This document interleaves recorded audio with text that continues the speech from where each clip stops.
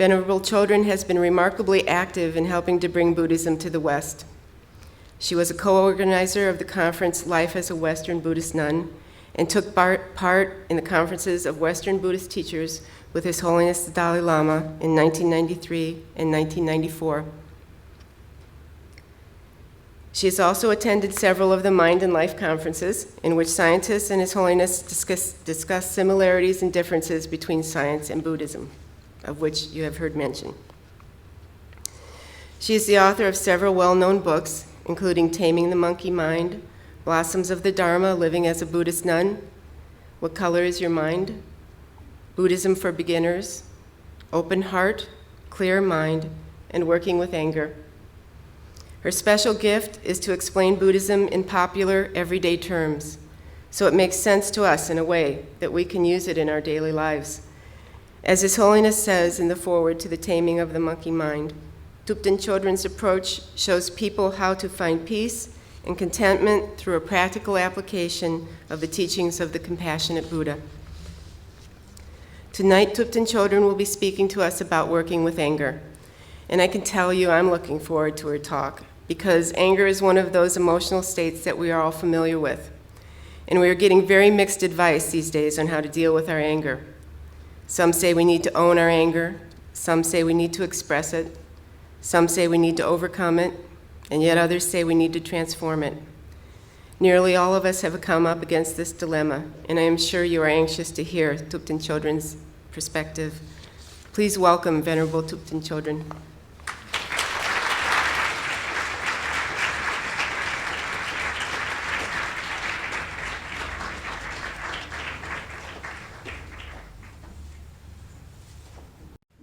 Okay. Okay. Good. Well, it's nice to be here with all of you. I always like to start things with a little bit of silent meditation because most of us have been running around all day. It's nice to have a little break and a time to make a transition. So if you just put your hands in your lap, lower your eyes. Feel yourself sitting here in this chair. And be aware of your breath.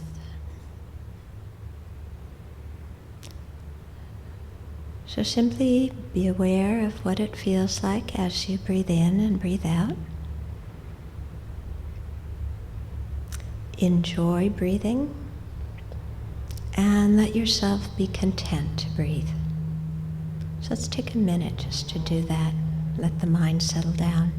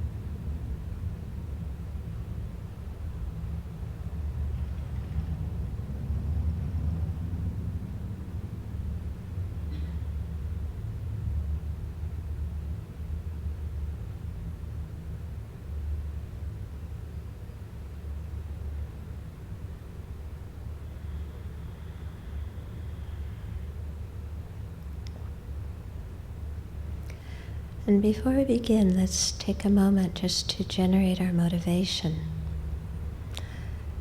And so let's think that this evening we will share and listen together so that we can identify and then let go of our faults, so we can recognize and enhance our good qualities. And we want to do this not simply for our own well-being, because we live in a world where we're totally interdependent with everybody else. And so we want to undergo this process of working on ourselves, of developing ourselves, so that we'll be able to make a positive contribution to society, so that we'll be able to work for the long-term benefit of all living beings, all the way up to full enlightenment. So take a minute and just generate that altruistic intention. Let your heart open in compassion to others and make that your motivation for what we're doing together this evening.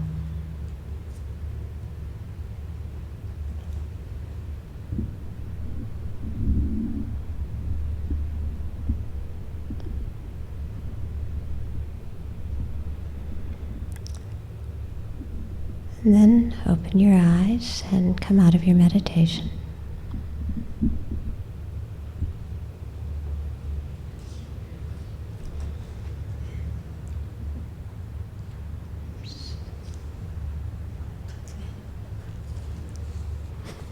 I've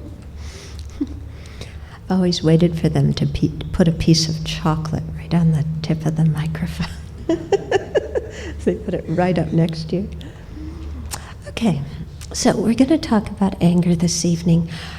Let me define anger first so that we're all on the same page about that, because I'm using the word in a very general way and a very particular way.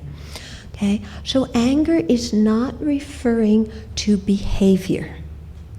Okay, and I know from the Mind and Life conferences that very often, scientists, when they talk about emotions, say that there's three components. One is the physiological, one is the feeling content, and then the third is the behavior. Well, in Buddhism, when we're talking about emotions, we're talking specifically about the feeling content. We're not talking about, the body. I mean, what the body's doing may correlate with the emotion, but it's not the emotion. Okay? Similarly, the behavior itself is not the emotion. The behavior is the action, is an action. Okay? So when we're talking about anger, I'm using it in a very broad, general way, referring to any mental state in which we exaggerate or project negative qualities on someone or something to the extent that we can no longer endure that person or situation and object, and we have the desire to either strike at it or get away from it. Okay? So look at the definition of anger there. It's a mind that exaggerates or projects negativity.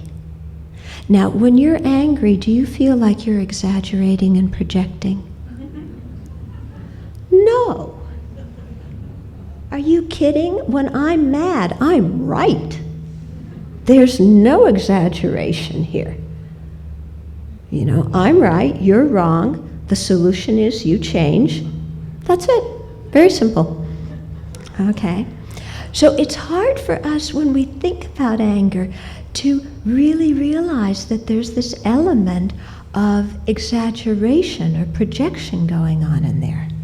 Okay, I'll come back to that in a minute.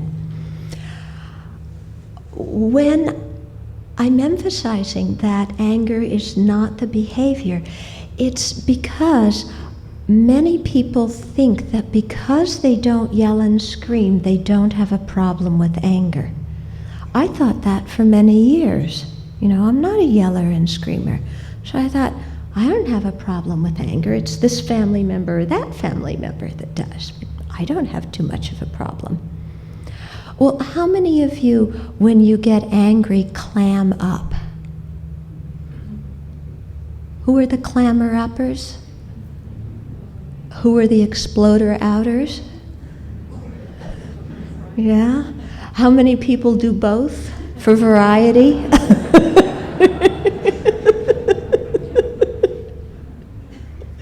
Okay? So just because we don't yell and scream doesn't mean we don't have a problem with anger. So that's why I'm emphasizing that anger isn't the behavior, because we can be extremely passive when we're angry, can't we? We get so passive that we just shut down, turn away, close the door, goodbye, go to sleep. I'm not going to talk to you. Well, that's the behavior. The other behavior is you yell and scream and throw things. Okay? So we can get confused because there's two different behaviors that are, quite opposite, that both can be done motivated by the same emotion. Okay? Similarly, when we talk about patience as the antidote to anger, we're not talking about the behavior. First of all, patience doesn't mean the ability to wait for somebody else.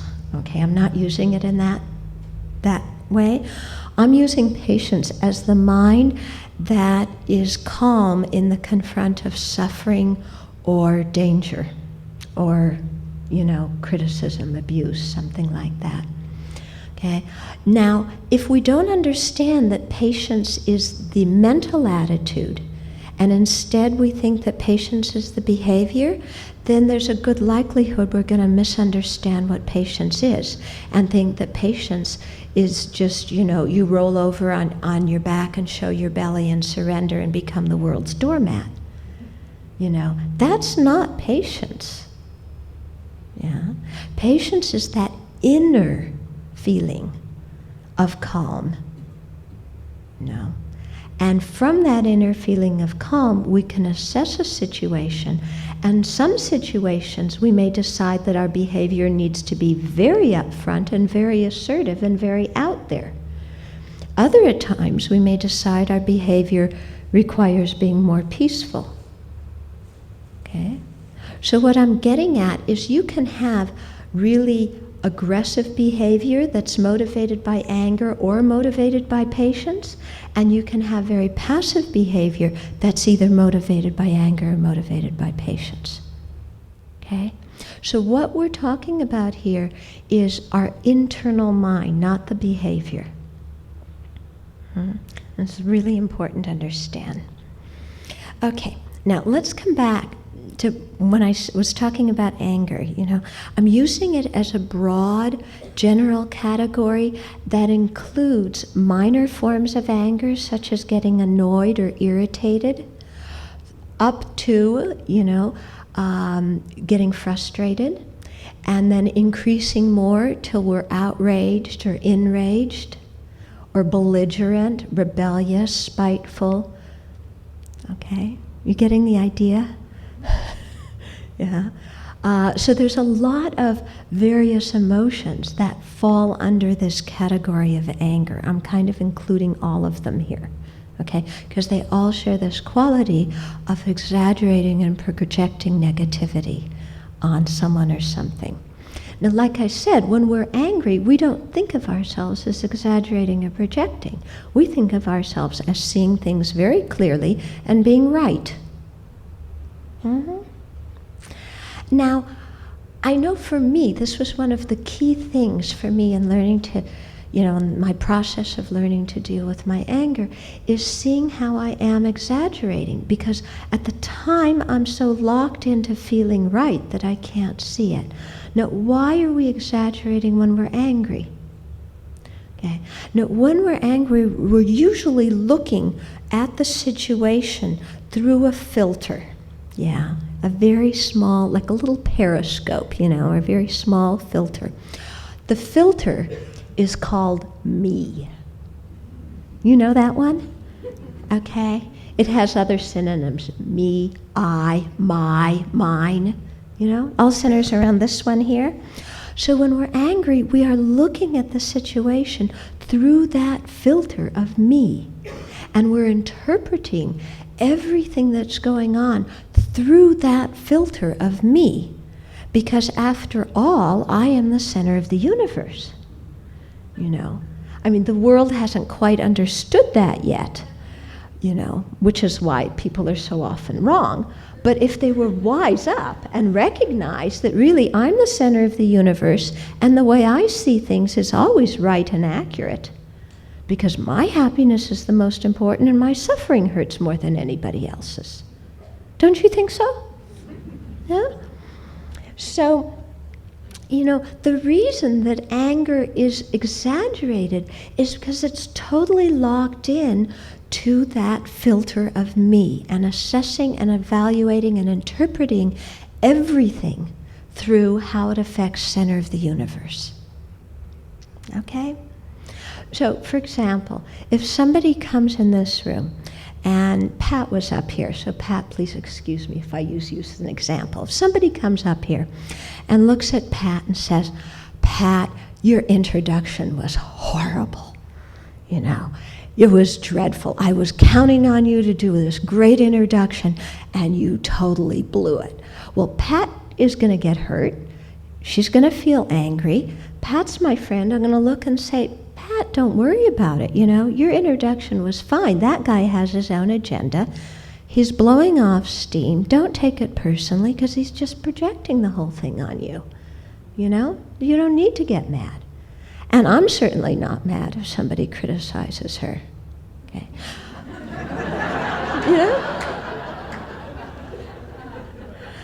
But if after I give a talk, if somebody comes up to me and says, "Chodron, you really blew it. Your talk was awful, and I was counting on you to give it a good talk, and you totally blew it, and nobody could understand it, and you said all these stupid things." Well, we have another different situation here. I'm not going to say what I said to Pat, like they're just projecting and blowing off steam and don't take it personally. Because they're talking about me, and they're criticizing me and my talk, and we have something bordering on national disaster here. And I'm not going to let that go. I'm not going to let that slip away, because I got to stand up and let that guy know that, they're totally out of whack and they better apologize to me. Okay, what's the difference in my reaction? They can say the exact same words to Pat that they say to me. If they look at her and say them, I don't get upset. If they look at me and say the same thing, I get very upset. What's the difference? Only difference is that they're saying it to me, isn't it? Okay? No, it doesn't. Doesn't have to be any difference in the content. Okay? But it becomes so serious when it's directed at me. Why? Because I'm the center of the universe. And everything that happens gets interpreted from that perspective. And that's why it's unrealistic. Because I have to admit, that I'm only one of 5 billion human beings. I'm not really the center of the universe. That everything that happens doesn't happen in relationship to me. Okay? When I start to realize that and let go of that self-preoccupation, then a lot of times the way I frame the situation or interpret it changes, and then my anger doesn't come up in the same way. Okay? Another example. How many of you are parents? Yeah? Have you ever noticed that what happens to your child is much more serious than what happens to the neighbor's child? If your neighbor's kid gets a C on the spelling test, no problem. Your kid gets a C on the spelling test? Oh boy, How can my kid get a C on the spelling test? He's not going to get into Harvard, first grade, and he's already a failure. I better do something about this. Okay? Have you ever noticed that? Okay. Why is what happens to your kid more important than what happens to the neighbor's kid? Because the word my. Okay. So again, whenever we give the word me, I, my, or mine to something, it takes on a whole new meaning, and it's a skewed meaning. And we're not usually aware of that skewed meaning that is getting projected because of that word.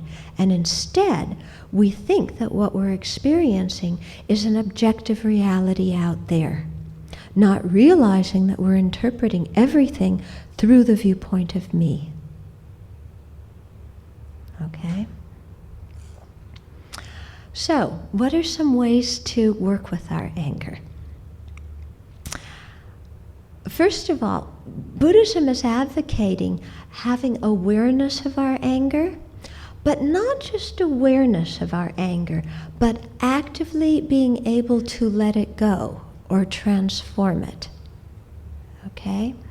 So it's not a thing of suppressing or repressing the anger.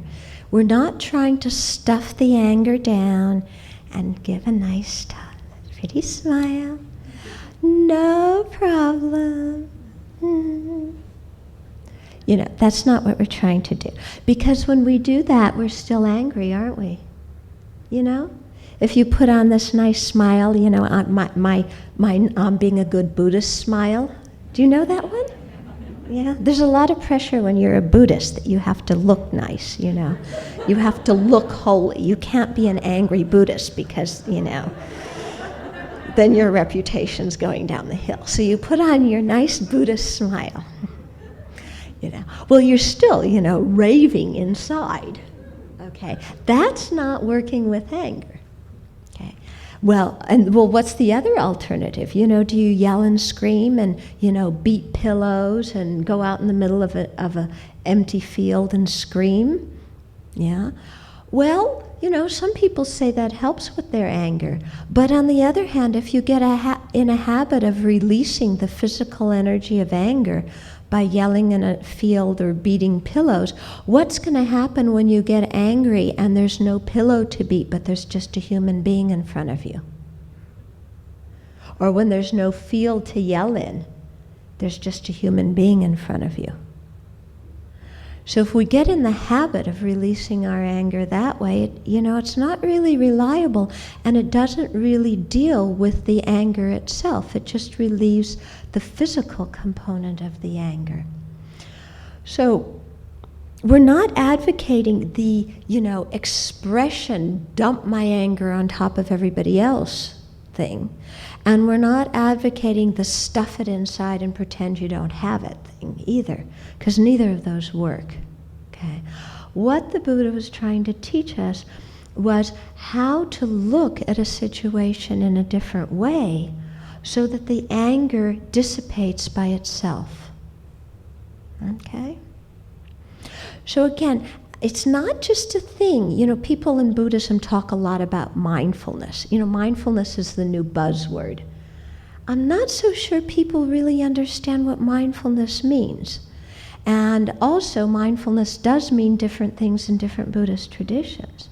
So it's not that, here I am raging, and I'm mindful that I'm raging, And here I am insulting somebody, and I'm mindful that I'm insulting them. And here I am, picking up a flower pot to throw at them, and I'm mindful of the sensation of the flower pot in my hand, and I'm mindful of my arm moving back, and I'm mindful of it coming forward. Okay. This is not the Buddhist meaning of mindfulness. Okay? So we have to be able to recognize our anger. We can't do anything with something that we don't recognize. So we have to be able to recognize the anger, to be aware that we're angry. Okay? But then we have to be mindful of the alternatives to the anger. We have to be mindful of other ways to look at the situation. Okay? I mean, it's true that the anger comes up as a lot of energy, and if you wait, it will dissipate by itself. But I think it's very helpful also to learn for us to learn how our anger is an unrealistic emotion. Because if we don't do that, there's always going to be a tendency to think that, to hold on to our anger in some way or another. And we really have to see that it's unrealistic and that it's not beneficial. Okay? So it's unrealistic because I was saying, that just by the definition, we're exaggerating and projecting. Now, what about beneficial? Okay, is anger beneficial? Now, there's a whole group of people in this country that think that anger is very beneficial.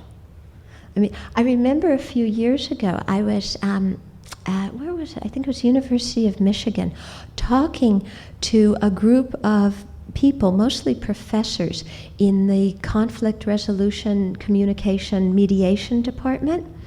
And I started talking about the disadvantages of anger, and they got really mad at me.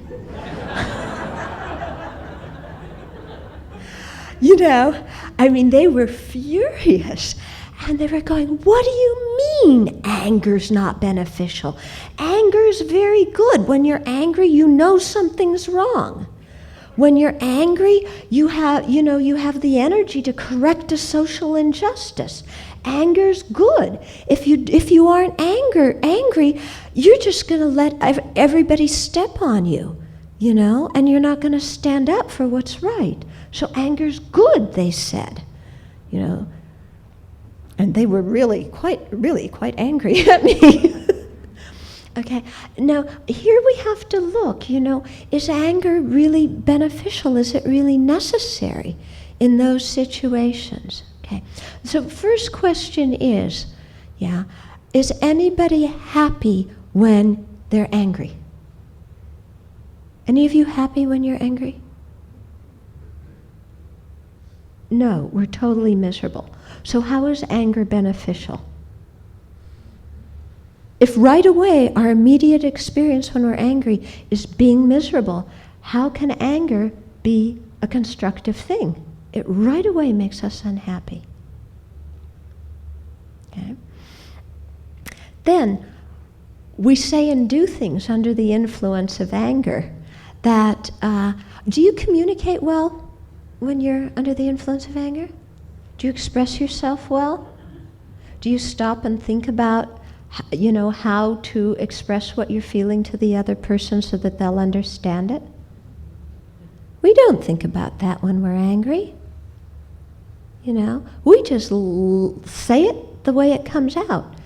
And, we say it a little loudly in case they have a hearing problem. We repeat it a few times in case they're having a senior moment, and can't remember. But is that communication?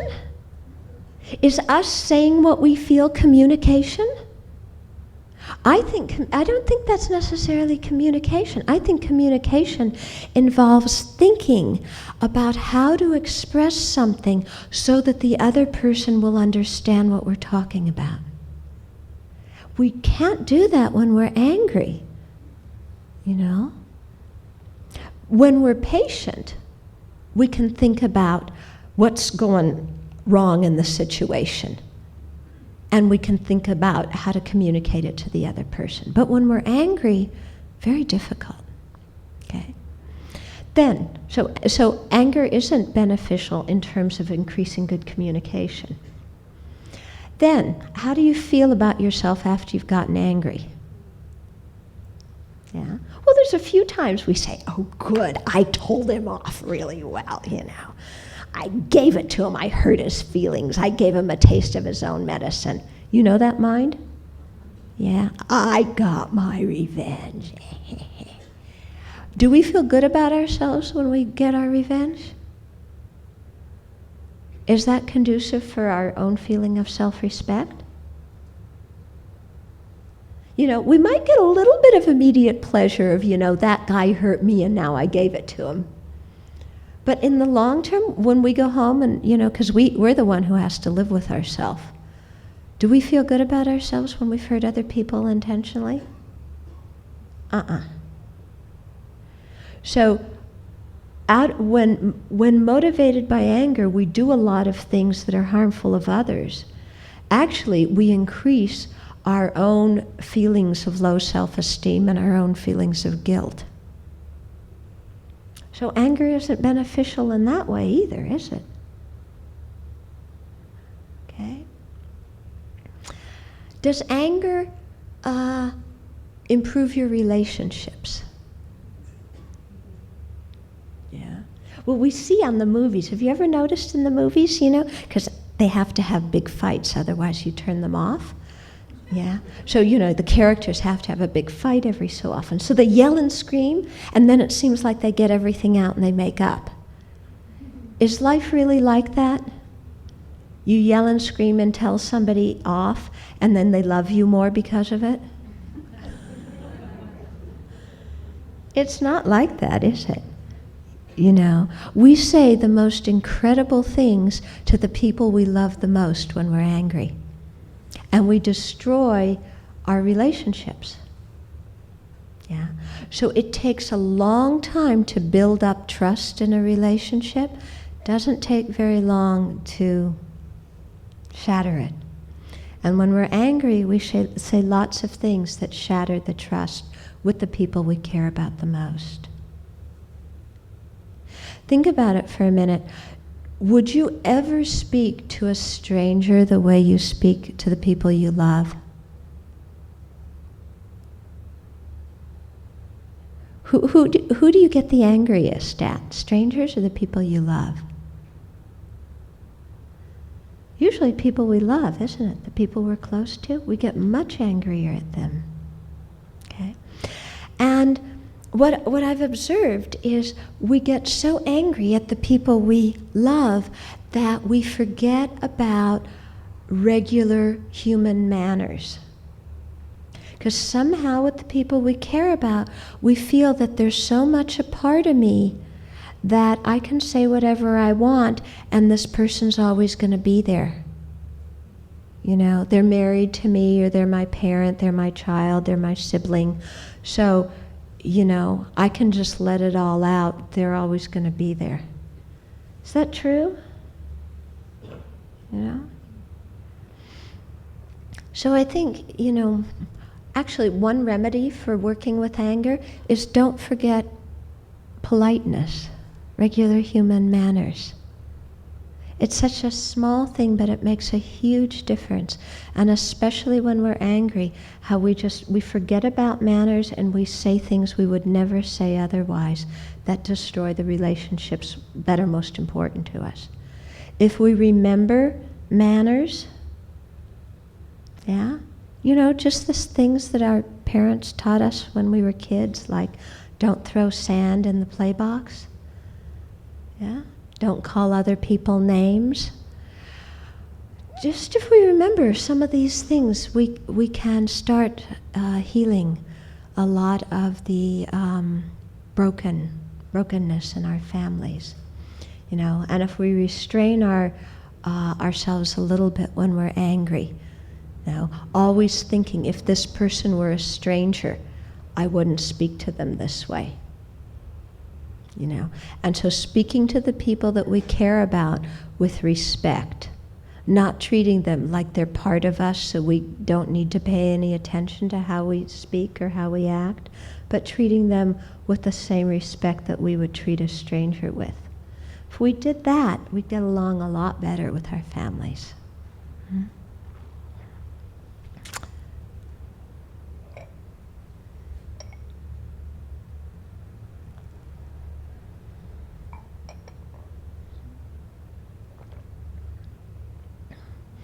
Okay. So, just remembering these kinds of disadvantages of anger can help us overcome the anger. Because when we think repeatedly on the disadvantages of something, we develop a much stronger determination not to let it control us. Okay? And we do have a choice when anger's coming up. You know, lots of times it feels like we don't have a choice about what we feel, what our emotions are. You know, somebody criticized me, I don't have any option. In what I feel, I have to feel hurt and angry. That's wrong. We always have an option about what we feel. You know, if we catch the anger when it's small, if we remember the disadvantages of getting angry, then, you know, we say to ourselves, hey, I don't want to go down that road, because if I go down that road, it hurts me and it hurts the other person. Okay. So really, sometimes just remembering the disadvantages of something can help us not fall prey to it. Okay, so remembering the disadvantages of anger is one way to help us overcome it. Another way to help us overcome our anger is to look at what our own buttons are, to ask ourselves why we're getting angry. Now this is a very interesting one, because you know, when the anger's coming, and I'll say, okay, why am I getting angry? Well, I'm angry because that person said this and they criticized me and they blame me. Okay, children, it's true they said that, but why are you angry? Well, because they did this and this and this and this. That's true, they did that, but why are you angry? Okay, I find this way of questioning myself very useful, because somebody may have said or done some, you know, hostile thing.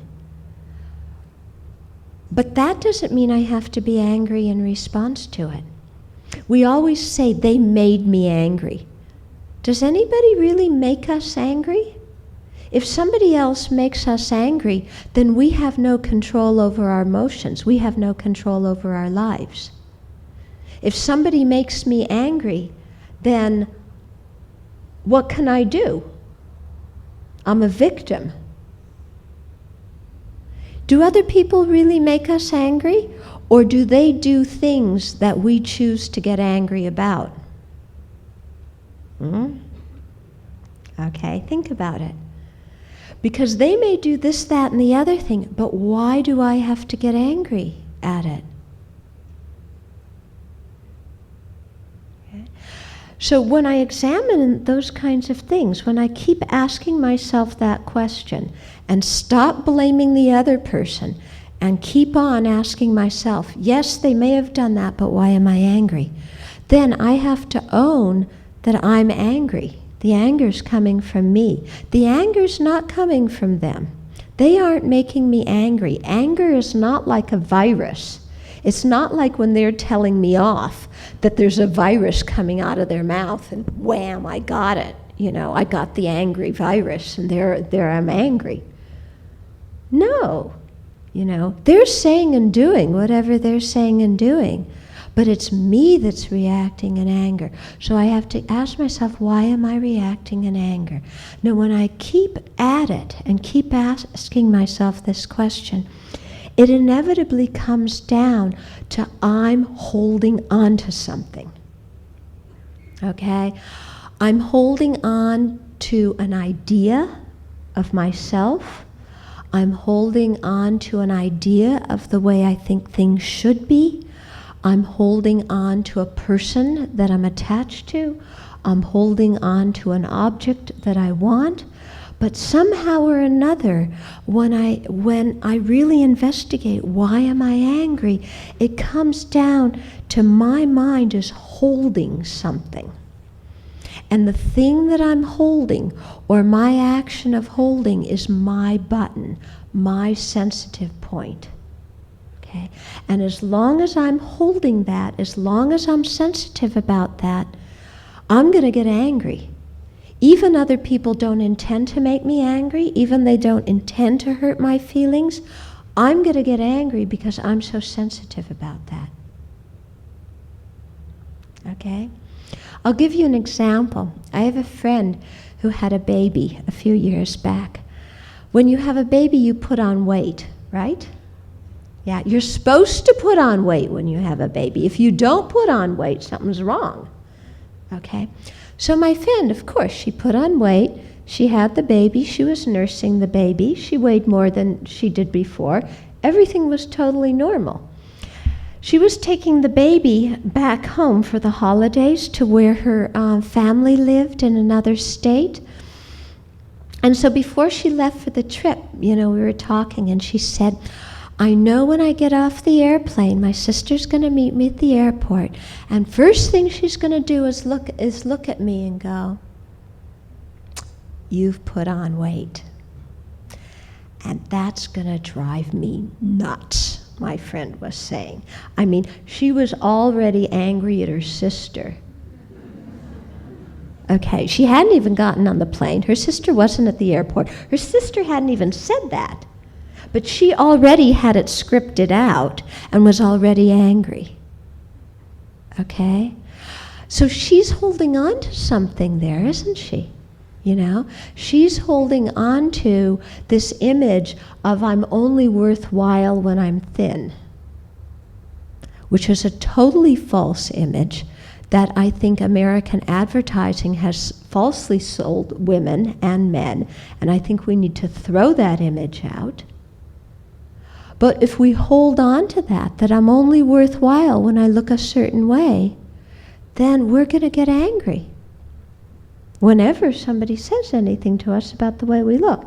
And probably because my friend was so sensitive about the way she looked, that my guess is, if her sister looked at her and said, wow, you look really great, my friend's going to think, who are you trying to pull it off on? You're just making fun of me because you're really thinking I'm fat. And because when we're angry, we find something to get angry about. Even if somebody, doesn't mean to push our button, they don't mean to insult us, if we have a button, if we're holding on to something, we're going to get angry.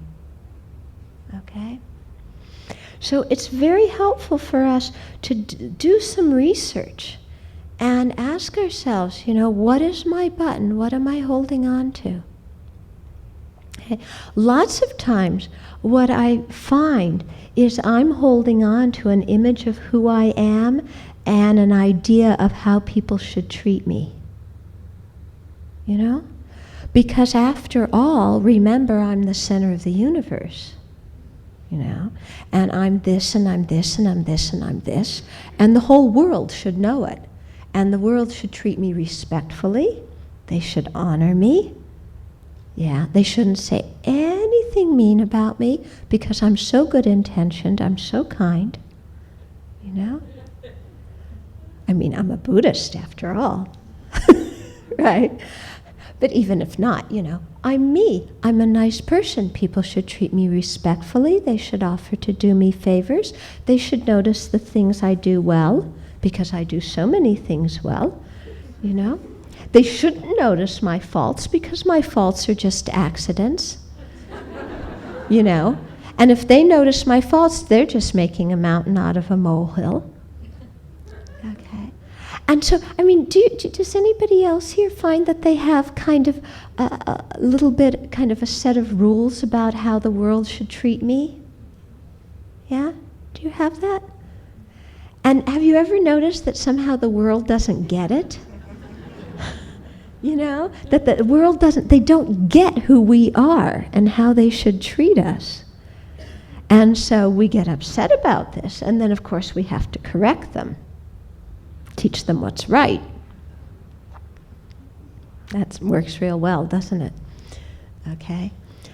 So, it's real helpful to start noticing these buttons, all these preconceptions in our own mind. Yeah? Because the more we can let them go, then the less there's going to be to get angry about, because we're not going to be holding on to false ideas to start with. Okay?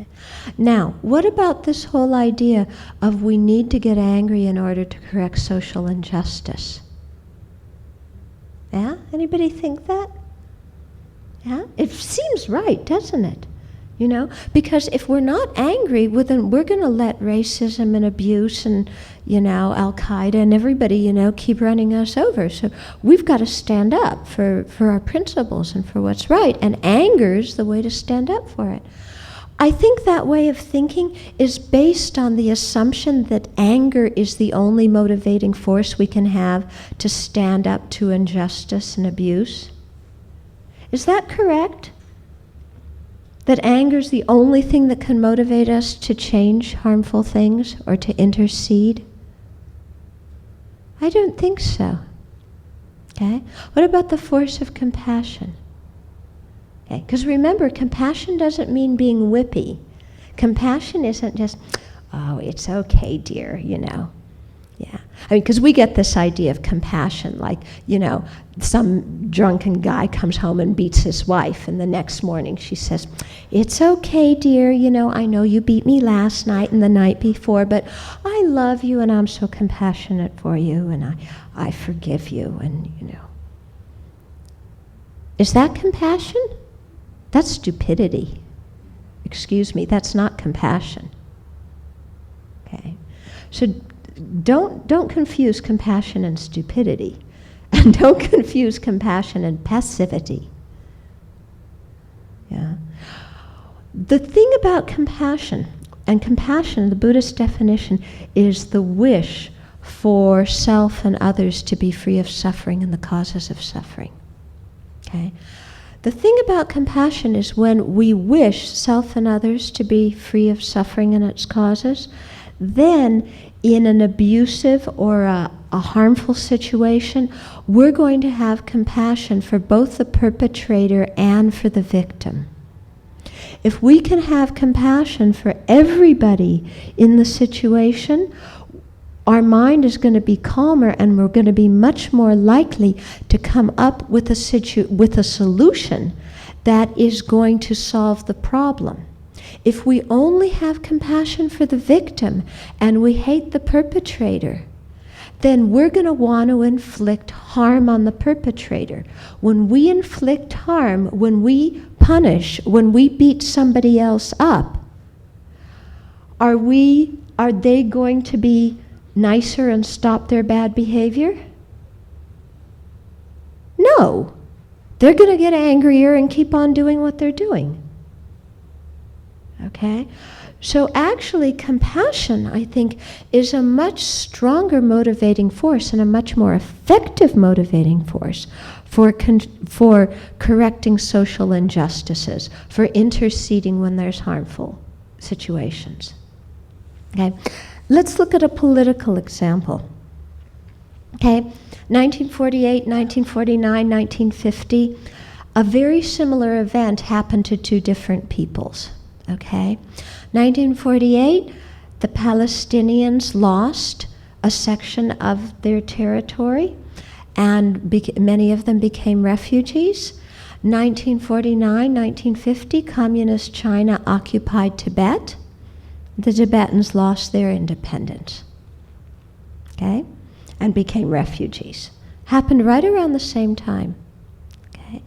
Now, if you look at the Palestinian way of working for their cause. And I'm not commenting here on the validity of the cause, okay, because I think people have the right for self-determination. But I'm talking about the methods being used to achieve that, okay? If we look at the history of the Palestinian cause, remember years ago there were hijacking planes, there was murder at the Olympics, now there's suicide bombs. There's been a steady history of violence, okay? They still don't have their independence and their freedom, do they? You look at the Tibetans, lost their freedom, mass imprisonment, so many became refugees. The Tibetans, by and large, did not resort to violence. His Holiness the Dalai Lama has consistently emphasized, do not be angry at the communist Chinese for what they did to our country. Okay? Has the Dalai Lama just turned the other cheek and done nothing? No. He's active, and is, encouraging people to get the word out about the Tibetan situation. Okay, so he's using nonviolent means to fight for the freedom of his country. The Tibetans still also don't have their freedom. But when you compare the number of people who have died in the Palestinian cause and the number of people who have died fighting for Tibetan freedom, big difference. Big difference, okay? And if you look who has more international respect, Arafat or the Dalai Lama? Think about it, okay? So you can see that compassion, and nonviolence can be a very, very effective way of fighting injustice. And it doesn't have to be ineffective. And violence is not necessarily effective. Okay? We often have the feeling that if we punish the people who hurt us, that then they're going to stop hurting us. So we have this feeling that if we let our anger come up and put our anger out there, they're going to stop hurting us because they're going to be afraid of us. Okay? So we have the philosophy of, I'm going to beat you up so badly until you decide to be nice to me. Isn't that what we do? We do it in personal relationships. We yell and scream and say awful, cruel things to people. And somehow we're thinking that after we do this, they're going to be nice to us. Does it work? No. This is also our foreign policy, isn't it? Okay, I'm going to beat you up. I'm going to drop bombs on you. I'm going to make you suffer until you decide to be nice. Does it work as foreign policy? No. Okay. It's almost in our foreign policy, I'm speaking about this on September 12th, 1 year later. But I don't know how many of you felt this way, but I was feeling that a year ago, and even now, that we were getting the message that it is patriotic to be angry. I see some nodding heads. And if you're not angry, then somehow you don't love your country. If you're not angry, if you don't want to retaliate, if you don't want to inflict harm and drop bombs and kill and murder people, then somehow you're lacking compassion for the innocent people who died in the bombings. Is that true? That just because you don't want to retaliate, you lack compassion? That's not true. Okay? And so if we look, even as a nation, having this feeling, I'm going to beat you up and vent my anger until you decide to be nice, it's not going to work as a foreign policy. In fact, if anything, it's going to trigger more and more attacks against us. And see, this is the value of compassion, because when you have compassion, you not only see your own viewpoint in a conflict, but you make an effort to listen to the viewpoint of the other person. And not just listen with the ears, but listen with the heart. And really trying to understand, why is this person upset? How are they perceiving the situation? What are their needs and concerns? And as long as a country, if our president's saying, I don't know why they're angry at us, I don't know why they hate us and our way of life. Huh? Excuse me? How are we going to remedy conflict if we can't understand what the needs and concerns are of the other people? We may not agree with them, but we have to understand them. Okay? So this works on an international level. It works on the level when there's conflict between groups. It works on a personal level. You know, we have to broaden our compassion to not only our side, but the other side. To not only the victim's side, but the perpetrator's side. Okay? So that means we need to open our heart, and we need to see everybody as equally wanting happiness, and everybody is equally wanting to be free of suffering. Mm-hmm. Before we close, let's just sit quietly for a moment.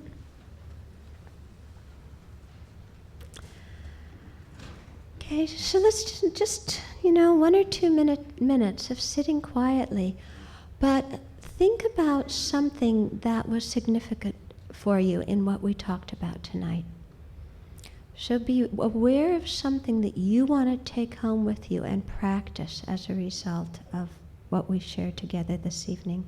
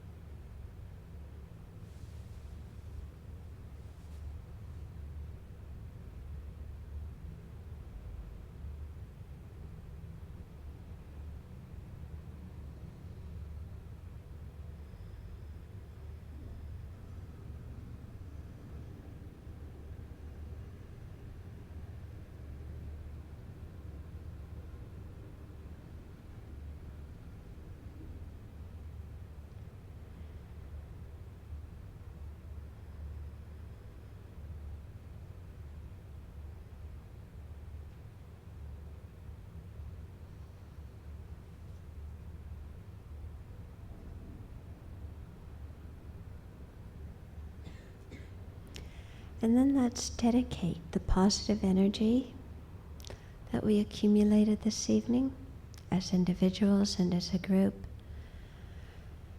And let's dedicate this goodness, this positive energy, sending it out throughout our world, throughout the entire universe. And dedicate the fruits of our efforts so that everybody can live peacefully within themselves and together with others. Let's dedicate so that everybody can meet a spiritual path that makes sense to them, that helps them develop ethical conduct, compassion, and wisdom. Let's dedicate so that everybody can progress along the path to enlightenment and have not only temporal happiness, but the long-lasting ultimate happiness that comes through internal spiritual transformation. So let's wish that for each and every living being, no matter whether they agree with us or not, whether they like us or not, whether they help or harm us. Let's dedicate the fruits of our efforts for their happiness and well-being.